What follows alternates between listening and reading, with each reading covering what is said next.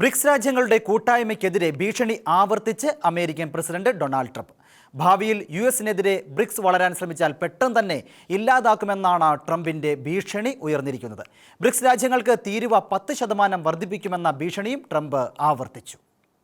BRICS രാജ്യങ്ങളുടെ 17ാമത് ഉച്ചകോടി ബ്രസീലിൽ നടന്നതിന് പിന്നാലെ നിരവധി തവണയാണ് ബ്രിക്സ് അംഗരാജ്യങ്ങളുടെ ചില നിലപാടുകൾക്കെതിരെ US പ്രസിഡന്റ് രംഗത്തെത്തിയത്. തങ്ങളുടെ രാജ്യങ്ങൾക്കെതിരെ അധിക തീരുവ ചുമത്തുമെന്ന പ്രസിഡന്റ് ട്രംപിന്റെ ഭീഷണിക്കെതിരെയും US സൈനിക വ്യാപാര നയങ്ങൾക്കെതിരെയും ബ്രിക്സ് ഏകകണ്ഠമായി വിമർശനം ഉന്നയിച്ചിരുന്നു.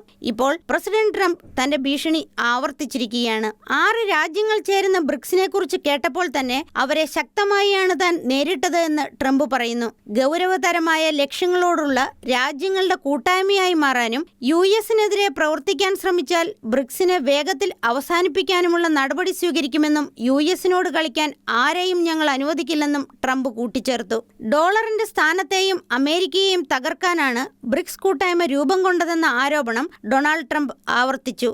ഡോളറിന്റെ ആഗോള കരുതൽ കറൻസി എന്ന പദവി സംരക്ഷിക്കുവാൻ താൻ പ്രതിജ്ഞാബദ്ധനെന്നും യുഎസിൽ സെൻട്രൽ ബാങ്ക് ഡിജിറ്റൽ കറൻസി സൃഷ്ടിക്കാൻ ഒരിക്കലും അനുവദിക്കില്ലെന്നും ട്രംപ് പറയുന്നു. അതേസമയം ബ്രിക്സ് കൂട്ടായ്മ അമേരിക്കയ്ക്കെതിരാണെന്ന ട്രംപിന്റെ വാദം ബ്രിക്സ് നേതാക്കൾ തള്ളിക്കളഞ്ഞിട്ടുണ്ട്.